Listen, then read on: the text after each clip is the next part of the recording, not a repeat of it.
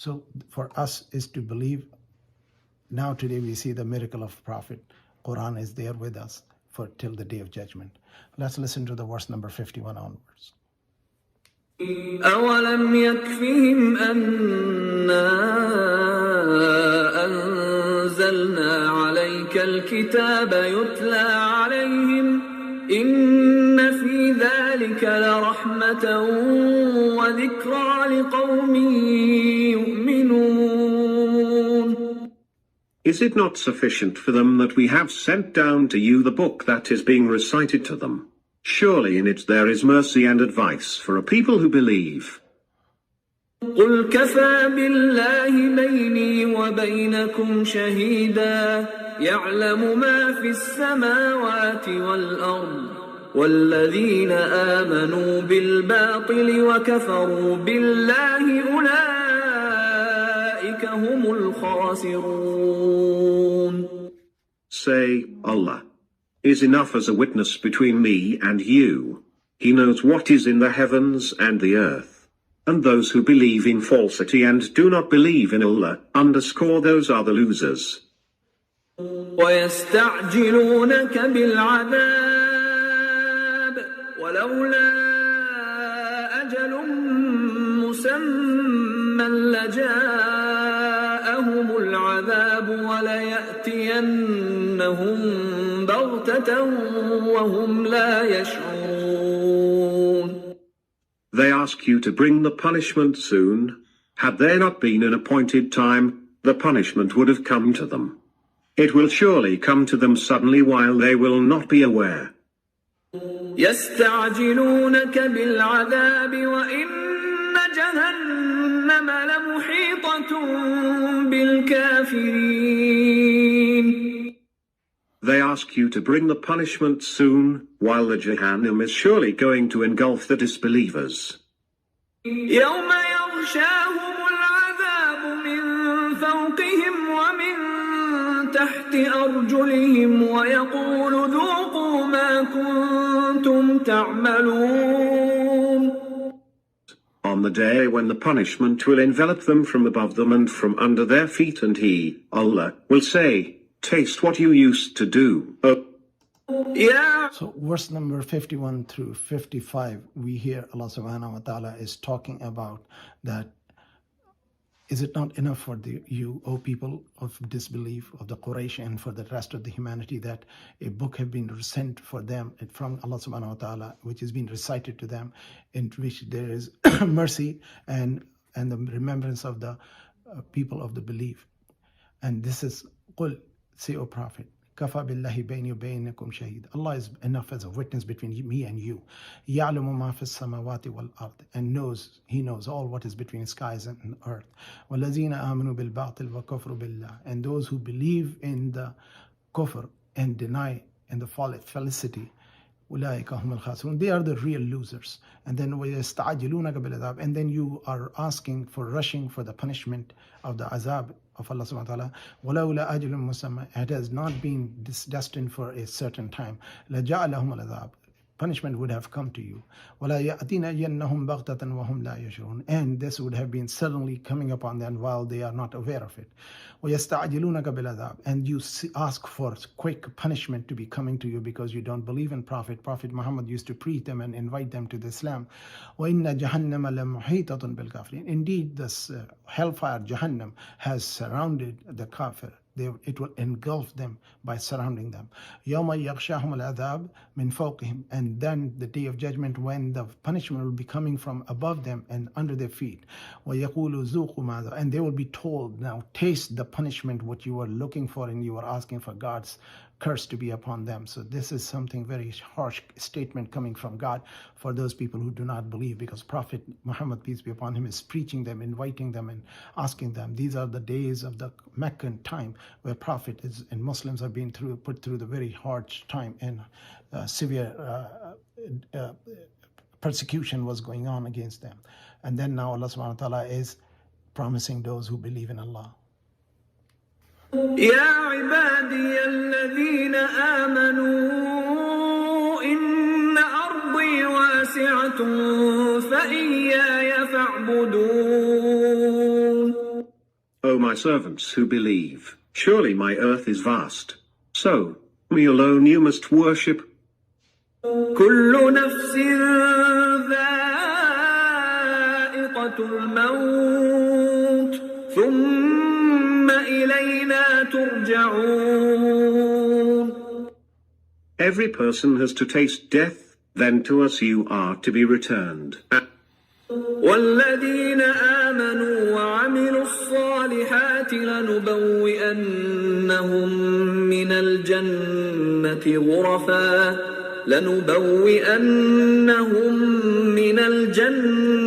غرفا تجري من تحتها الأنهار خالدين فيها نعم أجر العاملين.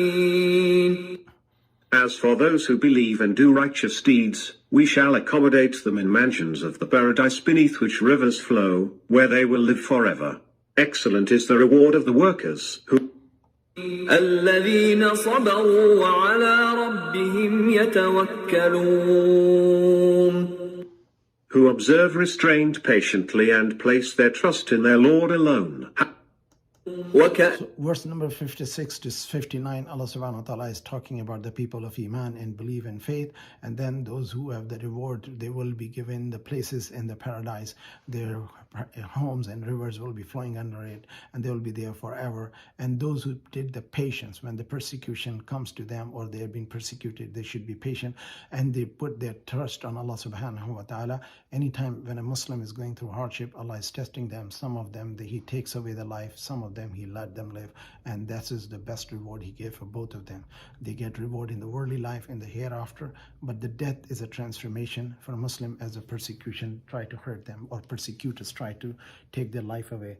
And there's another ayah in which next verse is about revealed.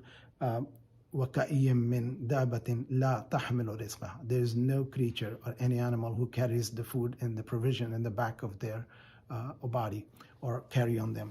This is the example what happened when once Prophet ﷺ with Abdullah ibn Umar, the son of Umar radiallahu anhu, and they were hungry, and he entered into an orchard, and Prophet was eating some food, and Abdullah ibn Umar was offered to eat, and he says, no, I did not need it. Prophet says, had I not been hungry for 4 days, I would not have eaten it either. But then he says that Abdullah ibn Umar, wait till you see the time when people will be hoarding food for a year in their homes, because at that time, in this time when this ayah was revealed, Muslims were really very poor, and they were not having any much provision. And the Muslims, that was Prophet was predicting and foreseeing that there will be time when Muslim will have affluence. And he says now the people have less food and less wealth, and they are more faithful, and then they will have a lot of wealth and a lot of provisions, yet their iman will be weakened. So this is a message for us to comprehend. Verse number 60 onwards. وكأي من دابة لا تحمل رزقها الله يرزقها وإياكم وهو السميع العليم. How many an animal there is that does not carry its provision? Allah gives provision to it as well as to you, and He is the all-hearing, the all-knowing. ولئن سألتهم من خلق السماوات والأرض وسخر الشمس والقمر ليقولن الله فأنى يؤفكون. If you ask them as to who has created the heavens and the earth and has subjugated the sun and the moon, they will certainly say, Allah. How then are they driven aback by their whims? الله يبسط الرزق لمن يشاء من عباده ويقدر له إن الله بكل شيء عليم. Allah extends provision to whom He wills from His servants, and straightens it for whom He wills. Surely Allah knows everything well. ولئن سألتهم من نزل من السماء ماء الأرض من بعد موتها ليقولن الله قل الحمد لله بل أكثرهم لا يعقلون. And if you ask them as to who sends down water from the sky, then revives the land with it, they will certainly say, Allah. Say, praises for Allah. But most of them do not understand.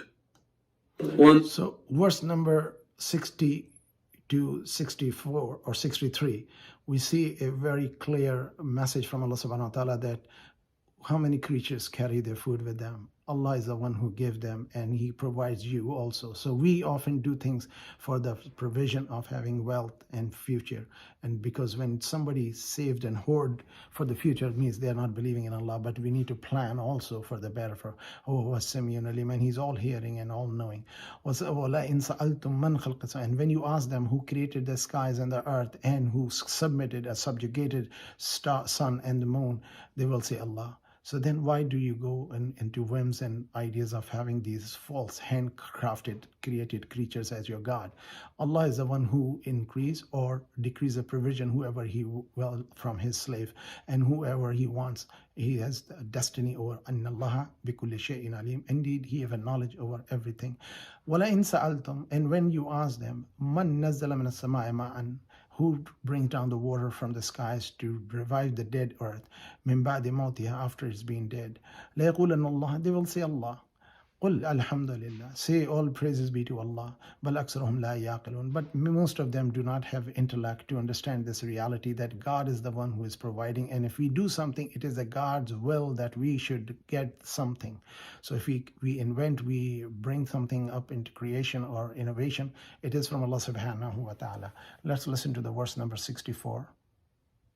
وما هذه الحياة الدنيا إلا لهو ولعب وإن الدار الآخرة لهي الحيوان لو كانوا يعلمون.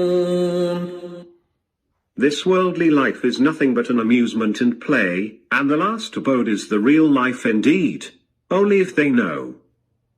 فإذا ركبوا في الفلك دعوا الله مخلصين له الدين فلما نجاهم إلى البر إذا هم يشركون. So when they embark on a ship, they invoke Allah, having their faith purely in Him. But when He saves them and brings them to the land, in no time they start committing shirk, ascribing partners to Allah. ليكفروا بما آتيناهم وليتمتعوا فسوف يعلمون. Thus becoming ungrateful for what we gave to them. Let them have some enjoyment, then they will soon come to know the ill fate of their attitude.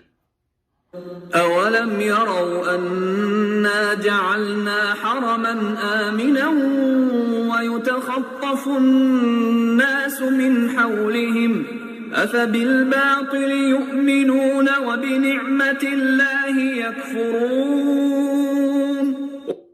Did they not see that we have made a peaceful sanctuary, Haram, while other people around them are being snatched away? Do they still believe in falsity and reject Allah's grace?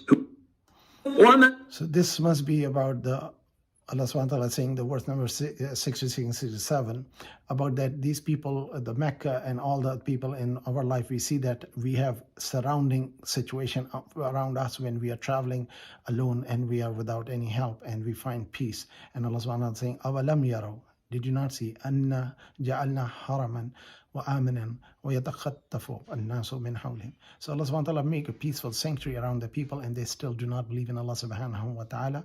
Do they not see that these are not the idols and the false creatures or false god they have made by the handcrafted structures to be the divine one who is protecting them? Actually, it is Allah subhanahu wa ta'ala who has made all the protection around them, and still they do not believe. When they're in the ocean and they're traveling, they remember Allah. When they arrived and after coming to the sailing or to the shore, they start thanking the false gods. And this is where Allah subhanahu wa ta'ala is giving us a message. In all situations, say Alhamdulillahi ala kulli hal. Let's listen to the verse number 68 and 69, which is the end of this chapter. ومن أظلم ممن افترى على الله كذبا أو كذب بالحق لما جاءه أليس في جهنم مثوى للكافرين. Who is more unjust than the one who forges a lie against Allah, or rejects the truth when it comes to him? Is there not in Jahannam a home for disbelievers? والذين جاهدوا فينا لنهدينهم سبلنا وإن الله لمع المحسنين. As for those who strive in our way, we will certainly take them onto our paths, and indeed Allah is with those who are good in deeds. So last two verses are very powerful. وَمَنْ أَظْلَمُ مِمَّنْ افترى على الله الكذب. Who could be more unjust and a dhalim, that who could make false accusation and forges things of lies about Allah? أو كذب بالحق لما جاءه, with the truth Allah, and reject the truth which Allah has sent to them or has come to them. أَلَيْسَ فِي جَهَنَّمَ مَثْوَى الْكَافِرِينَ. Indeed, it's not that the Jahannam a home for the disbelievers. So is there, Alaysa, is it not that in the Jahannam is the place for those who did the kufr? And then the 69 verses that it is which is very popular among awliya Allah and all those people who strive to be in the tasawwuf and invoking the Allah. وَالَّذِينَ جَاهَدُوا فِينَا, those who strive on our path, جَاهَدُوا فِينَا لَنَهْدِيَنَّهُمْ سُبُلَنَا, we gave them the path of our path, or guide them to our path. وَإِنَّ اللَّهَ مَعَ الْمُحْسِنِينَ. Indeed, Allah is with those who do the ihsan, the most beautiful way of doing things. So this is what it is when we do the zikr of Allah, remember Allah, invoke Allah and worship Allah and do things for the sake and love of Allah. Allah subhanahu wa ta'ala says when we show them the path, this is the awliya Allah. And as we know, Ibrahim alayhi salam made the dua, so Musa alayhi salam made the dua and made Lut alayhi salam and Harun alayhi salam to be the prophet of Allah. This is where the awliya Allah, when the friend of Allah, when they do the zikr Allah and then they invite and they invoke, and this is how Prophet ﷺ also make the dua for Umar radiallahu anhu, and this is how the dua is answered. So we should make dua for everybody as a believer, so that may Allah open the hearts and guide people to the straight path. With this I will stop. Alhamdulillah Rabbil Alameen. Today's lecture got a little longer because I thought it would be ending at 60 verse, but it was 69. Inshallah, next Sunday we'll meet and we'll start with Surah Al-Mutataffifin. Assalamu alaikum wa rahmatullahi wa barakatuh.